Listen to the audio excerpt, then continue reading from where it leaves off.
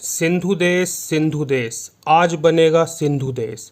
पाकिस्तान के हर कोने में एक अलग नारा सुनाई दे रहा है, लेकिन हर नारा सिंध का पाकिस्तान से अलग होने की गवाही दे रहा है। कहीं बलूचिस्तान की आज़ादी की मांग उठ रही है तो कहीं सिंधु देश की आज़ादी की। तस्वीरें पाकिस्तान के सिंध इलाके से आई हैं, जहां प्रदर्शन कर रहे लोगों ने पाकिस्तान से अलग होने की मांग उठा दी। तस्वीरों में आप साफ साफ देख सकते हैं कि पाकिस्तान के सेना के जवान और पाकिस्तान के पुलिस अधिकारी सड़क के दोनों तरफ खड़े हैं और गाड़ियों की लंबी कतार में प्रदर्शनकारी जा रहे हैं। लेकिन पाकिस्तान की पुलिस और पाकिस्तानी सेना के जवानों की इतनी भी हिम्मत नहीं हुई कि इन्हें रोक भी लें।